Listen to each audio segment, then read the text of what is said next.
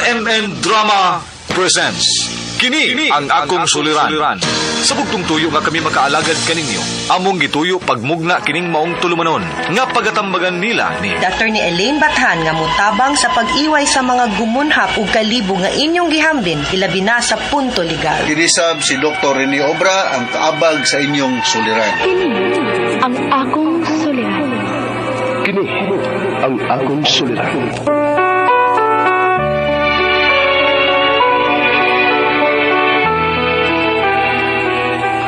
Sa atong pagkaymugso ng kalibutan, gikalawaan at ang daan sa atong suliran. Ang suliran mo'y kabahin sa atong inadlang panginabuhian. Aba na doon ay suliran nga dili mo mapasan nga ikaw ra. Nagkinahanglan kag katabang aron sa pagsulbad ni ini. Nagkinahanglan kag kahayag na may mulamdag sa imong unahuna. Ug tungod ni ini, natawag kini nga atong tulumanon nga naguluhan.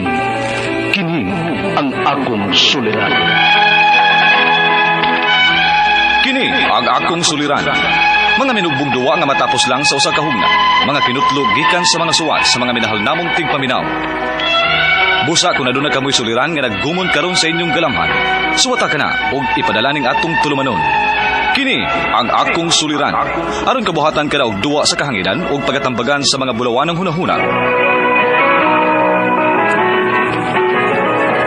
Kini ang akong suliran. Kini ang akong suliran.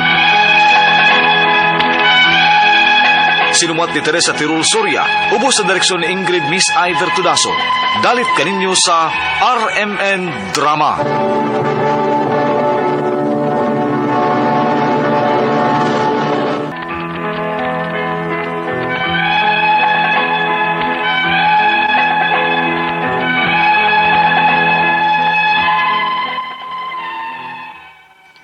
Maayong adlaw kaninyong tanan nga nagpaminaw karon, ning tulumanon kini ang akong suliran. Ilabi na kaninyo Dr. Rene Obra o Attorney Elaine Bathan. Ingon man sa mga artista nga maghatag og kinabuhi ning akong suwat suliran. Ako si Belen, 23 anyos, taga Minglanilla, Cebu. Punto medikal kini akong suliran. Kabahin kini sa akong sakit. Nga lahi ang among gituhuan pag-una, pero lahi day hinuon ang resulta. Aran niyo hisabtan, ingon ni inyang mga panghita po.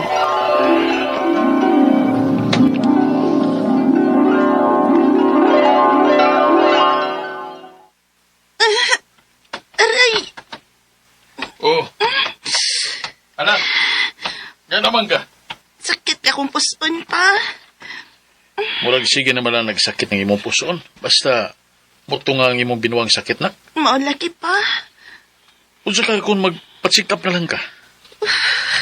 Makaya pa men pa. Antuso na lang sa ninako.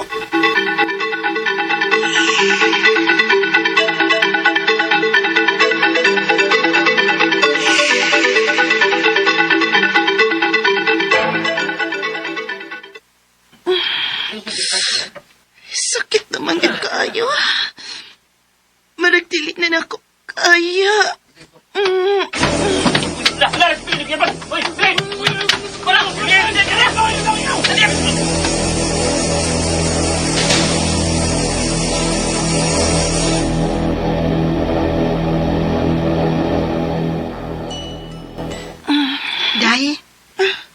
Day Bilen, maayo kinaulian na kita.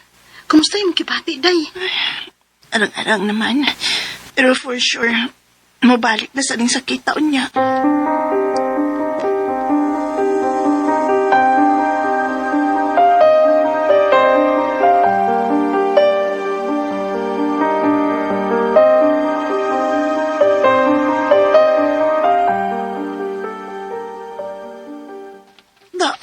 Taan pa yung laki ko. Masakit na sagbalik. Nagkit ni mahimo. Huwag magpa-check up na kit ko.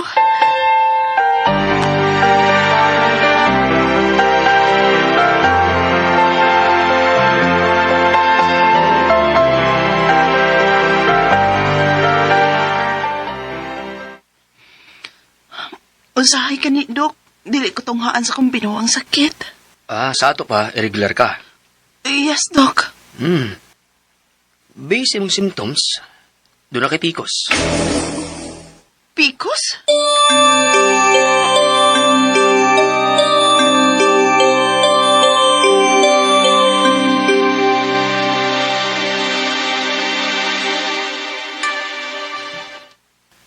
Uy, mao di nga ingon anang imong gipamati. Opa. Niya, unsa man? Ano may ipatumar ba sila nimo?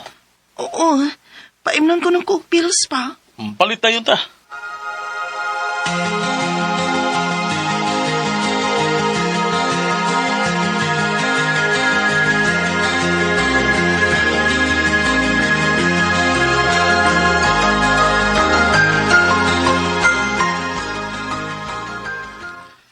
Niya, kumusta naman ka? Mao bang gihapon, day, uy. O may kausapan? Day, sigurado ka nga Picos ray sakit nimo? Ha? Belen?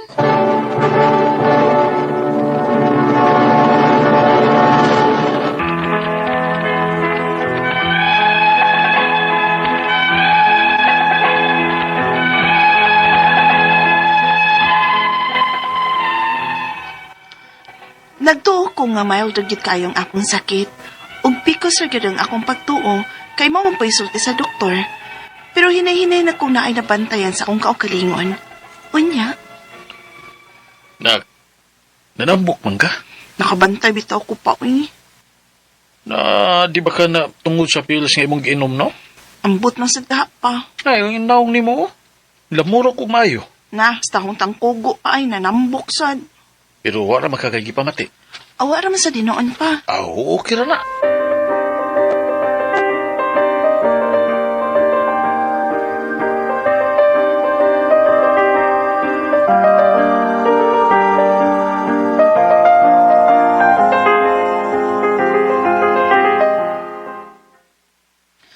Kapuyas kong lawas, uy. Unsa man ko? Mura man kong way umoy. War man nung tako'y gibuhat nga grabe ka ako. Ganun ingon ani man kakapon nga ako gipati.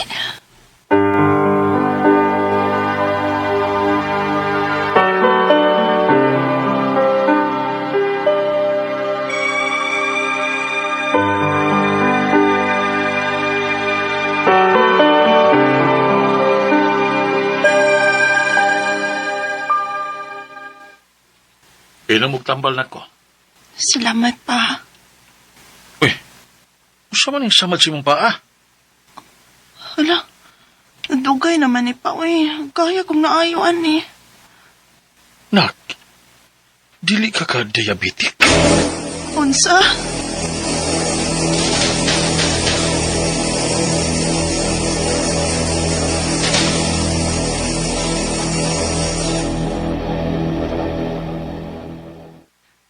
Doon na kay type 2 diabetes. Unsa, Dok? Huwag mong gi-review ang history. Doon na may gustong i-confirm. O tugutin mi nga i-undergo ka na mo og lab test. Buhat bisag unsa may makaayo, Dok. Sige. Pahibaw lang ko nimo kung sa resulta.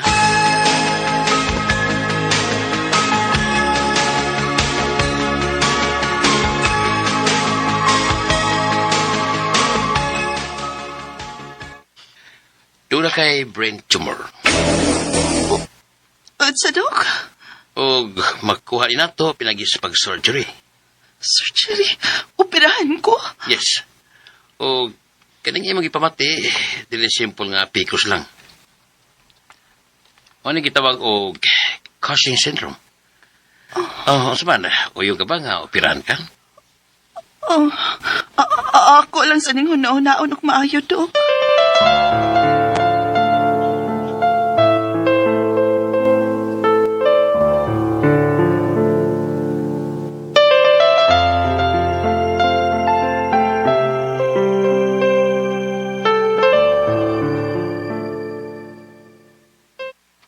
Cushing syndrome? Opa. Time pa. Nahinumdum ko. Mo ba sakit nga tiya? Mao ba pa? Oo. Uy. Wa ka na ni mo makuha gi kanila? Naibilin? Unsa?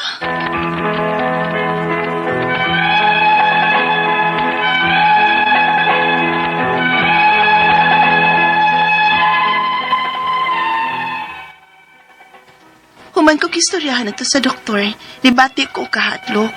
Wa ko magtuo nga maabot sa punto nga naday ko'y brain tumor. Maong hangtod karon, wa pagit ko makadecide kung musugot pa ko, mag-opera o dili. Ang akong mga pangutana mo kining musunod. Unang pangutana, may grabe ang mga complications ug nahibaw-an nga doon ako'y brain tumor. Ug mao'y kitambag sa usa ka doktor nga kinahanglan akong mag-surgery. Kung musugot ko, posible ka nga mabalik sa normal ang akong hitsura o ang akong ipamati. Ikaduhang pangutana, unsay maayo nga lifestyle nga angay buhaton aron malikayan ning mga ingon-ani nga klase sa sakit. Ikatulong pangutana, may nahinumduman ang akong amahan nga naa siya iyaan nga ingon-ini ang sakit. Posible pa ka nga ako ning nakuha gikan nila? Ikaupat ug katapusang pangutana, doon ako'y type 2 diabetes. Ug matod pa sa doktor, nga hangtod sa hangtod na gyud kuno kong mag-inject og insulin sa akong kaugalingon. Sa akong pangidaron karon, wala pa'y chance nga mausab pa na ug mahimong normal ang akong kinabuhi ug balik. Palihog, tabangi ug tambagi ko, kini ang akong suliran, Belen. Mayong adlaw mga suking tigpaminaw din sa tong programa kini nga akong suliran. Ano na sa bako si Dr. Rene Obra makiguban kaninyo karong adlaw. Ako motambag sa inyong mga medical, psychological, emotional, behavioral ug mga drug related nga mga problema. Kay usa man ako ka psychiatrist, usa ka medical doctor ug usa ka drug addiction specialist. Klase-klaseng pamaagi sa pagpadala sa mga sulat-suliran di kanamo. Pwede kayo padala sa mong email suliran_612@yahoo.com or sa atong Facebook account, kini ang akong suliran, official writers page o diba sa mong batan sa 3rd floor Jose R. Martinez Building, Osmeña Boulevard, Cebu City. Ang atong makutlo nga pagtulunan karong adlaw mo kini nga forgiveness frees the heart more than it excuses the past. Pasensyahay lang god, pasensyahay. Walay personalay. Pilog pag-insulto na gani ka, adi tagyog ka palabyon. Wala ako ibot pasabot, ana. Regards na idea sa mga membro sa Lions Club International District 1B2. Nga, usay, maglalis na diya, pero humaglalis yun. Pwede ito mag-inom mag beer o Johnny Walker, okay na. Kanta ta, lalis na, human, kanta-kanta na god. Lalis-lalis, naara na, di na mawa. Okay, so ang atong magtatampo karong adlaw si Bilin. Bilin, 23 years old, taga Minglanilla. Musta na mga taga Minglanilla? Kasi po ito, mga mauna gito, silang Nestor, silang LP, sa pamela, mga taga Minglanilla na. Taga Negros Oriental Broadcasters Association, Anthony Magunsay. Nang regard si former Councilor Eric Espina. Kabadyangan Compostela, Paradyang Family, mga Kabatingan Family, mayong hapon. Mga Horos family diya sa Pinumungahan. Si Rose Horos, kumusta naman ha?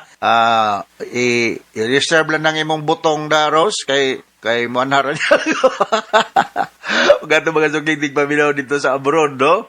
Itong limot, itong mga Kimpan, pinsa to, mga Kimpan Albero, mga Barliso, ayong pagpaminaw nyo diya sa Middle East, no? Balukod, daghang kayong maminaw na to diya sa Saudi Arabia, sa Europe, Canada, Australia, New Zealand, kumusta? Naot nga okay ang kinabuhi, no? Mga taga Kalawisan, Lapu-Lapu City, mga Barbaho, mga Siliona Marquez Veloso family, mga Torneros family, o si Rochelle Ichiberri, Eric Elric Altipako, Paho, Babag, Lapu-Lapu City, musta naman ang kinabuhi, no? So going back to our sender, si Belen, no? Suma sa nabati na ito sa drama, medical problem, of course, ang problema ni Belen. Unang pangutana, ni grabe ang komplikasyon o nahibawan nga doon na ko'y brain tumor. Kung mao'y gitambag sa akong doktor nga magkinahanglan ko og surgery. Kung musugot ko, posible ka ang mubalik sa normal ang akong hitsura o ang akong gibati. Ang akong istorya, anak ni Mobilin, depende po sa outcome sa surgery, no? Manginaot lang ta nga after the surgery, nga ma-restore ang imong normal nga nga tsura ug ang imong paminaw, pero dili kita maka 100% guarantee nga mao nay mahitabo. Daghang mga factors to be considered, no? Mga post-operative care, nya imong compliance to medication, malagi na apil na nya o unsa man pud ka complicated ang gi-perform nga surgical procedure, no? So daghang mga factors, pero optimistic lang ta nga nindot ang resulta after the surgery. Kung moingon lang imong neurosurgeon nga kinahanglang operahan, submit na lang ka. Kung pananglitan natay financial problema, naman tay mga madulan ni ana, no? I do not know kung kinsay imong doktor, pero akong kauban dugay panahon sa akong clinic, ang usa ka inilang nga neurosurgeon din sa atong lugar, si Wybin Briones. Dugay kay ming partner ni Wybin Briones, the same room mi sa Chongwa. Balhin naman siya sa Perpetual Socor. Kanang akong gilingkuran karon sa akong clinic sa Giliamak. Tanan ako mga gamit ng Wybin Briones na gibatag yan ako.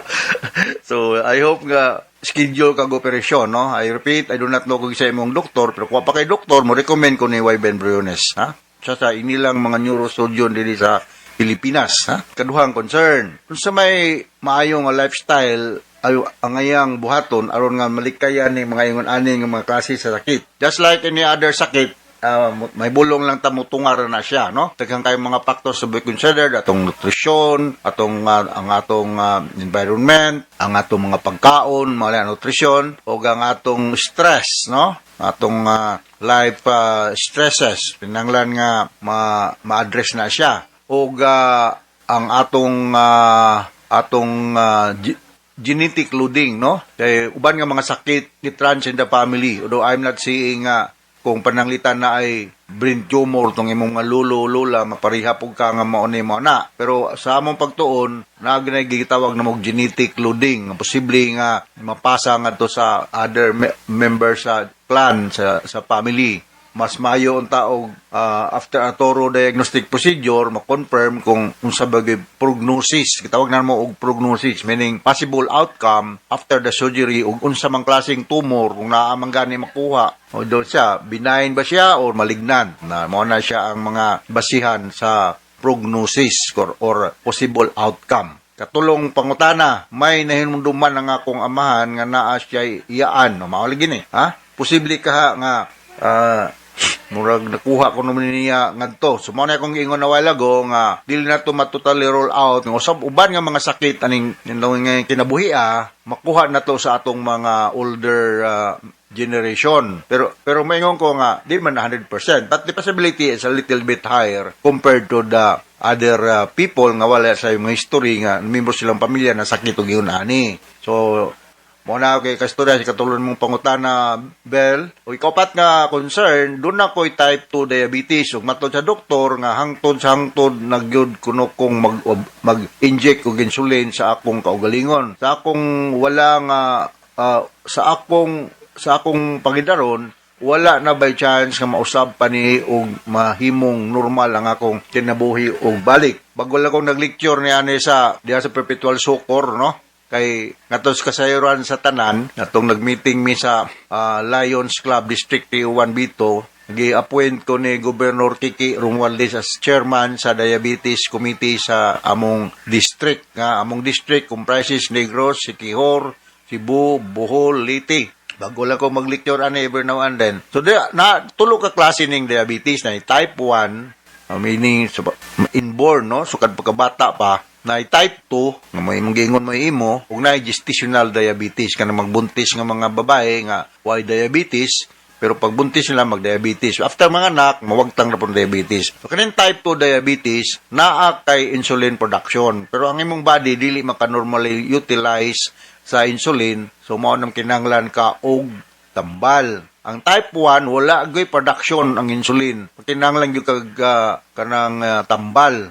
So, ang imong pancreas, dili mo produce ani nga mga hormone. So, kailangan kag injection, lifetime. So, kung mao nang ingon sa doktor nga lifetime na kang mag-inject ani nga mga tambal, posible nga type 1 diabetes ning imo, dili type 2. Kaya kung type 2 diabetes, daghan man tag mga tambal na metformin.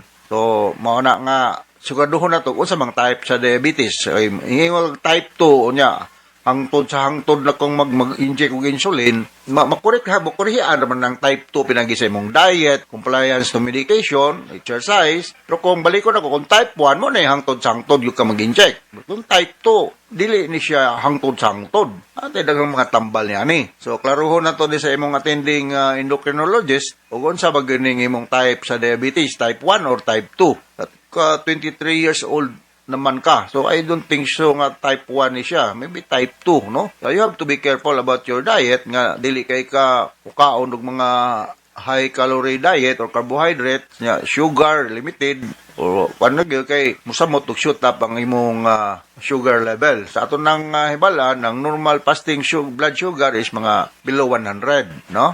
Maabot ng leg 125, 130, nga to na pataas, na diabetic na ka. Okay, so now takasabot ka sa explicar ni mo Belen diya sa Minglanilla. Mga ward ba ng inyong mga daan? Okay, so once again, ako si Dr. Rene Obra, with Atty. Elaine Bathan, nga may mutambag sa inyong mga legal mga problema. Thank you very much sa inyong makanunayong Tagalog pa, pagtangkilik, paminaw sa among programa sa RMN DYHP, no? So from all of us here sa Radio Mindanao Network Production Center, Radio mo nationwide tatak RMN. Daghang salamat o maayong adlaw.